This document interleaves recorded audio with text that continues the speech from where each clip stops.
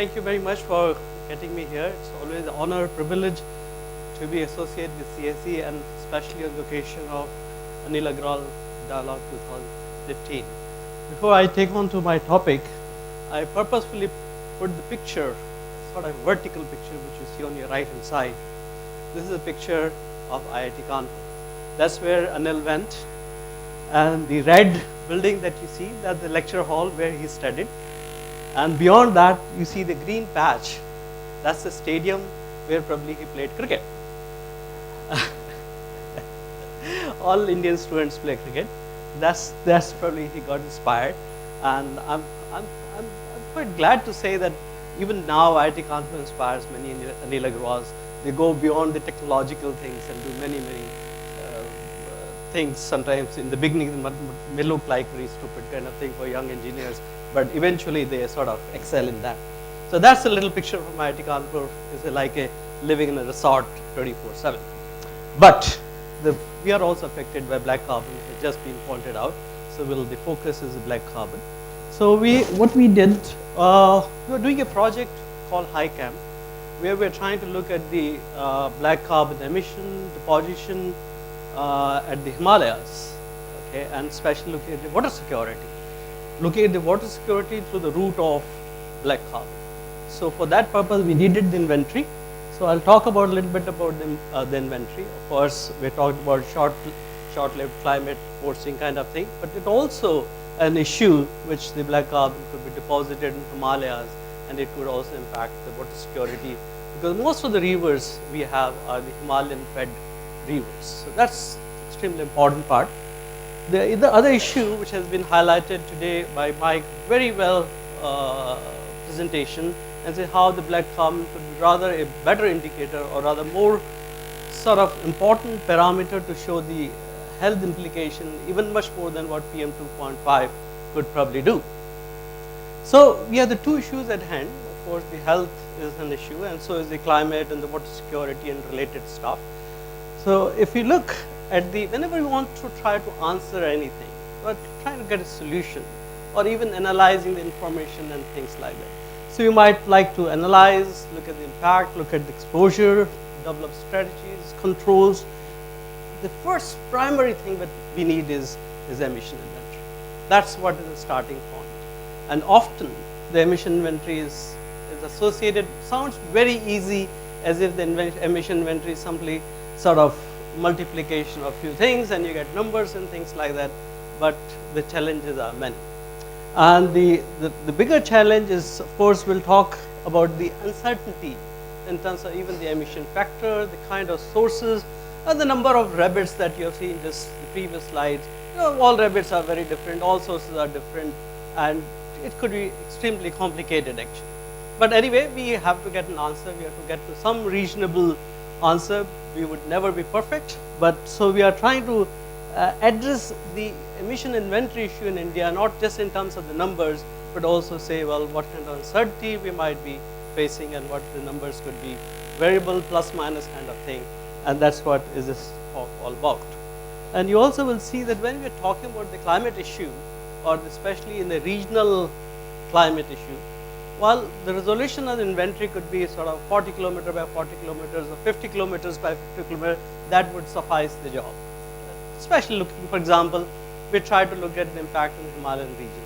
But when it comes to the health, okay, or at the urban level or even the rural level, the health issues which are, you know, sort of coming forward in a very important manner, well, the resolution has to be very fine, because ultimately what we are trying to give is the answer, is the solution.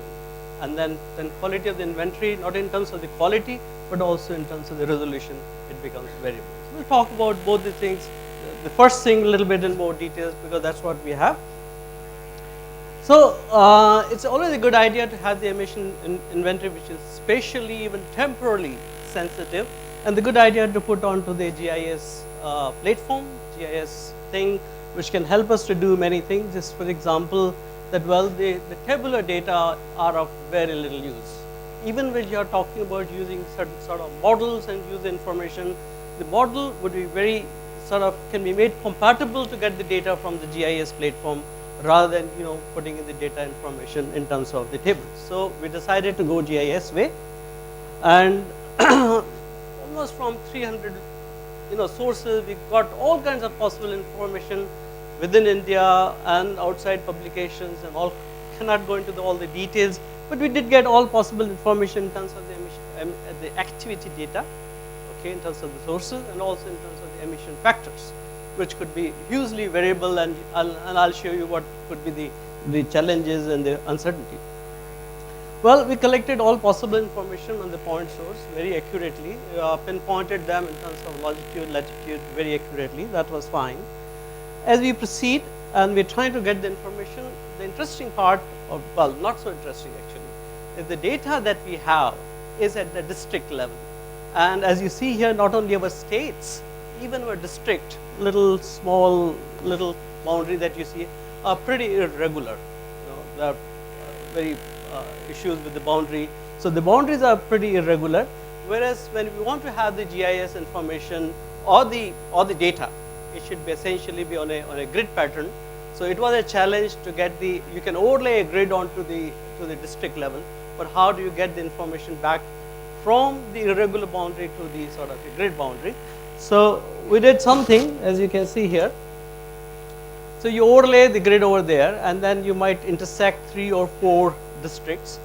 You have the information, bit of information here, bit of information here, here, and then this needs to be combined. So what we did in terms of the emission quantity here, and the area proportionately falling in this particular grid was taken as the emission of this district into this grid. And similarly, we did for all these into these different sort of district boundary, and we made a union of that to get an overall emission which might be sort of present in the grid, so that we could get the information in terms of the grid. That's more important. So we are going from a political boundary to a boundary which we can easily understand, which we can easily use.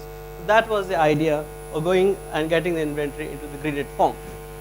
Sources, we have seen the previous inventory, we have slightly gone more details and have better breakdown of the sources, because essentially when you talk about, as I said in the beginning, the solution, the answer lies in the solution. Analysis is all right. Probably somebody even said to me, well, we are sort of focusing too much on analysis, said too much analysis leads to paralysis. The question is that can you focus onto the solution? Regardless, so we need a detailed information. Go back. Okay. Good challenge here. Okay. So domestic fuel, not only you just use one kind of fuel, we broke down to the quantities and emission factor on different kind of domestic fuel that we're using.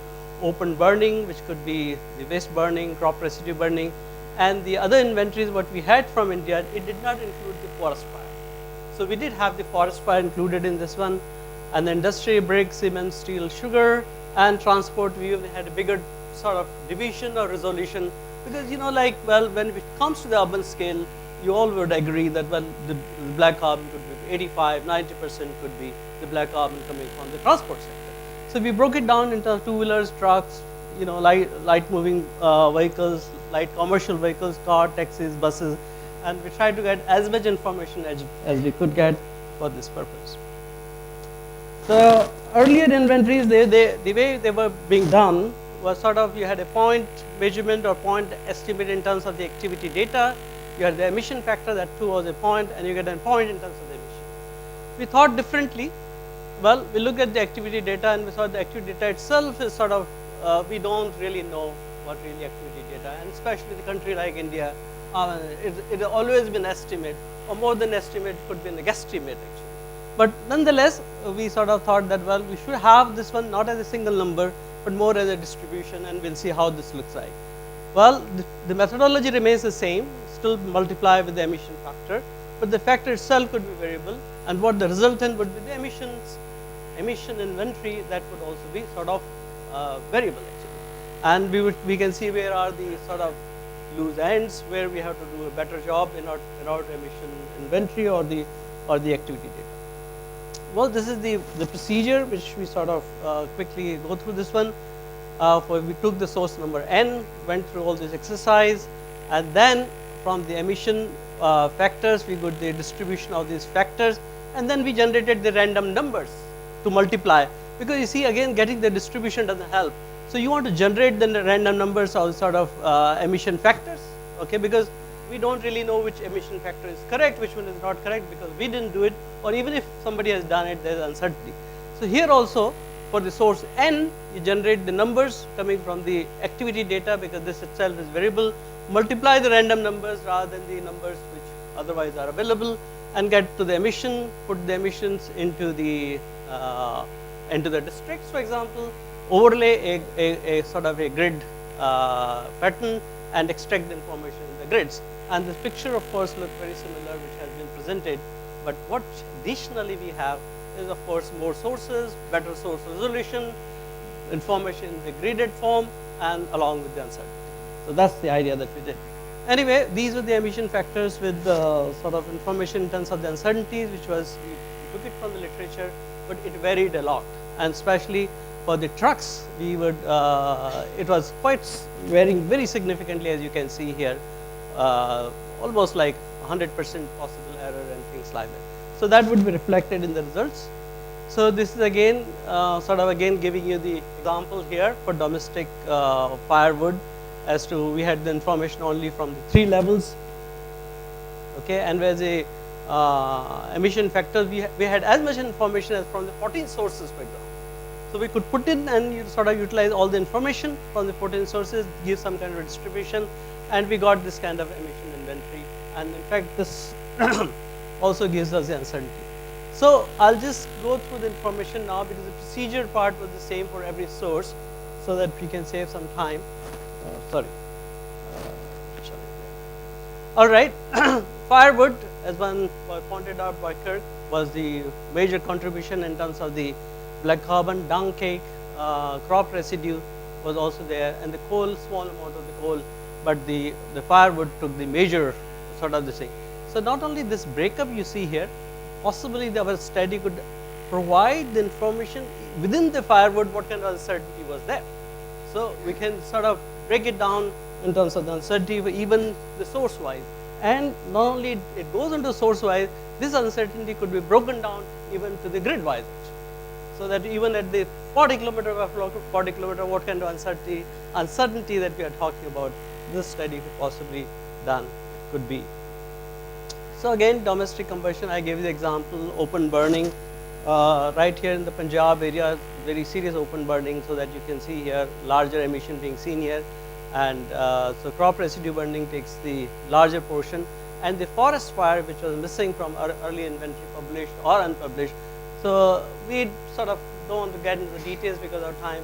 We had some technique actually, got some information from the district level, number of forest fire, and then we took some remote sensing data, and what was the fire, the area which was burned, that was possible to take from the remote sensing data, and then sort of got the information onto the forest fire, which otherwise was sort of very difficult to get.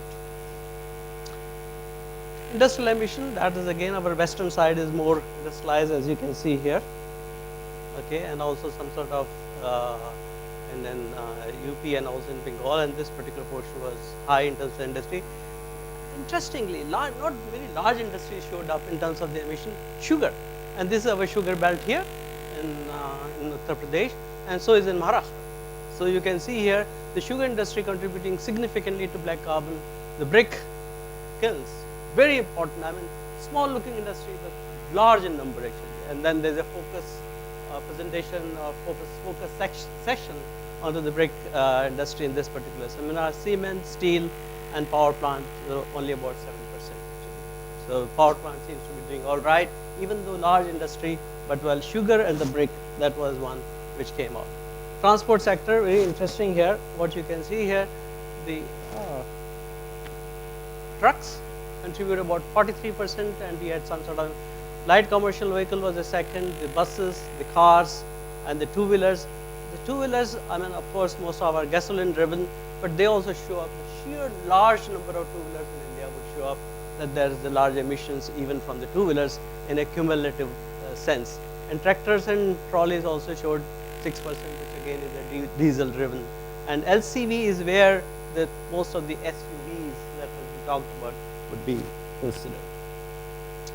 Well, I'll quickly go beyond this, I mean, just to save the time. Here is a table before I show you the graphical thing. So here is what you see here has been talked about. Michael showed the information about India. We said, well, the total emission in terms of the kiloton black carbon per year is about 800 sort of thing. And out of this one is about 3321, which is nearly about 40% of the black carbon emission would come from the domestic sector. And then the issue will again come with survival emission versus luxury emission.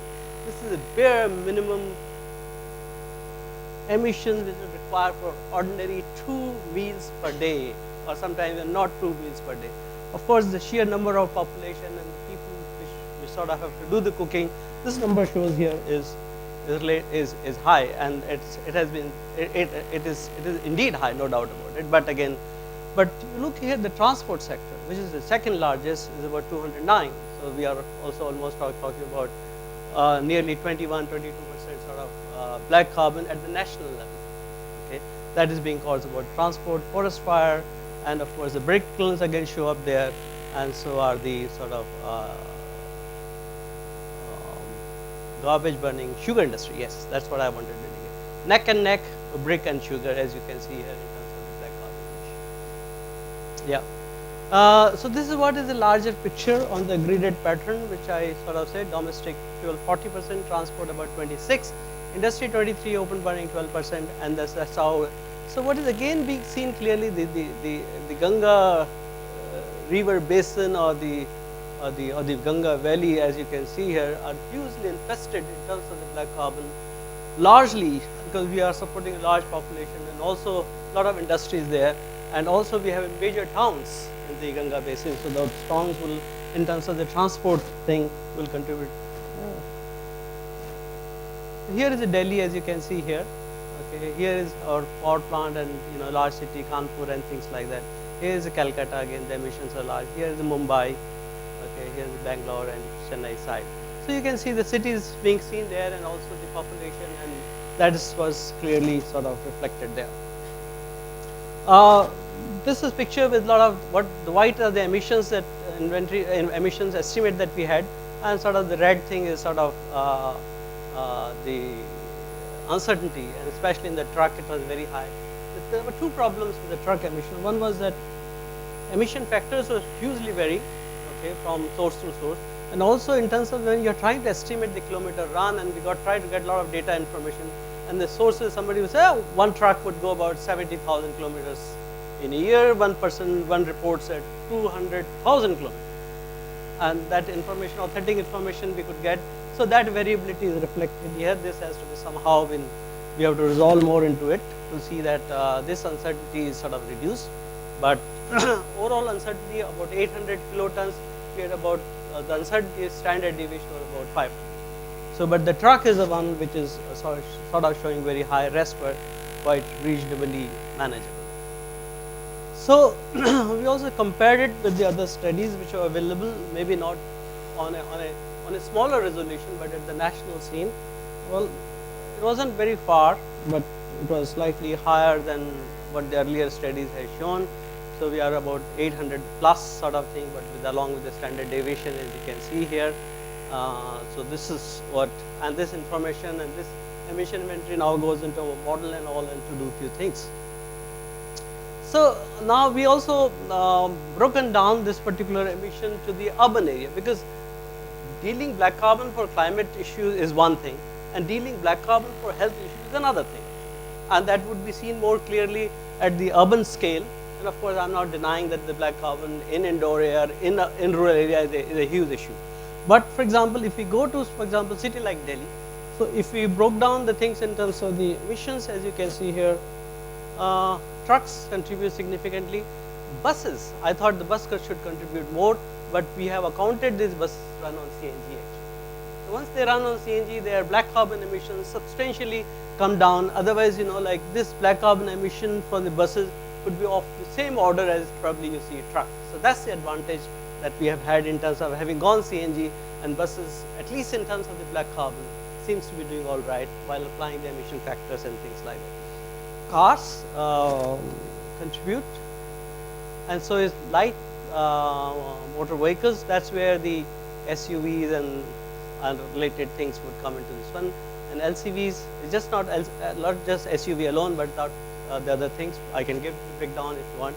And somebody has reported for Delhi about 5 kilotons. We are getting about close to about 7 kilotons and things like that. So slightly higher than what has been reported, but that's how the number that we got, and also the uncertainties associated with that. Bombay also we did, just to show you the Bombay thing. Again interesting, this part we could not do for Delhi, but in terms of the data, almost about when this comes to the black carbon in urban area, the transport sector just takes off. At the national scene, picture is very different, but at the urban scale, where the 90-95% of the domestic cooking is done in terms of LPG, so that emission comes down, and this, in terms of the percentile, the emissions from the transport sector just goes up. Bombay was relatively less because the number of vehicles are fewer and things like that. Again, broken down in terms of the trucks, buses, LCVs and cars and trailers and tractors. So you can see here the trucks and the buses and LCVs continue to cause a lot of black carbon emissions. Very quickly, just in 2-3 slides, what we intend to do and what possibly can be done. Look at the, once we have good information, look at the models and all, and try to see the predictions in terms of, especially for our study that we are doing in terms of the Himalayan region, run through the special weather models, and we sort of validate the models which we have done, not only in terms of the cyclone, in terms of the data, and very special effort was required because the meteorology, you see when we are trying to do at the Himalayan region, it changes dramatically because of the undulation and because of the terrain. So we had to apply certain different kind of models and start from larger sort of grid, give some input here, boundary conditions, etc., and then we could match it very well even in the Himalayan region. So the other issue I wanted to, so we had done some prediction which we are improving them in terms of the concentrations in the, for example, Rombuk glaciers in Himalaya that you see the data here. Almost the concentration in the monsoon, this is model concentration by the way. We had done some validation also, could be less than 1.8 kind of thing, but in the winter and summer it could be slightly higher. With these concentrations, we also looked in terms of the model, what are the sources contributing to the Himalayan region, and then we get here, of course, the household is the one thing, and of course, this is the transport sector, the sugarcane industry, for example, also seems to be contributing even in that region, and the open burning. So this we did, and then finally, just want to sort of indicate that in case if you want to improve the black carbon in the Himalayan region, what we got is that household continues to be a major factor. So that we need to look into this one. And this morning we talked about in terms of the business as usual scenario is about 11% in 2015-16. That's what is the population will have the LPG even in the rural area. Whereas the urban area it could be about 90%. So this is very small amount. If we can sort of urban area 90% is using LPG, in the rural area 11%, even in as per the projections in 2015-16. So what we feel both in terms of the public health at the local level and the indoor air quality and sort of improving even the black carbon deposition and things like that, if you're looking for the water security point of view, I think by the, if we could possibly go up to 20%, dramatically we cannot do. But these are the issues and challenges we have to think both in terms of the urban area, what we need to do in terms of the bringing down the black carbon emissions, impact, exposure, whereas we are looking at the larger scale, the issues could be different. So these were the 2 points which I wanted to highlight, and emission inventory is ready, being used, and it's ready to go for publication. Thank you very much.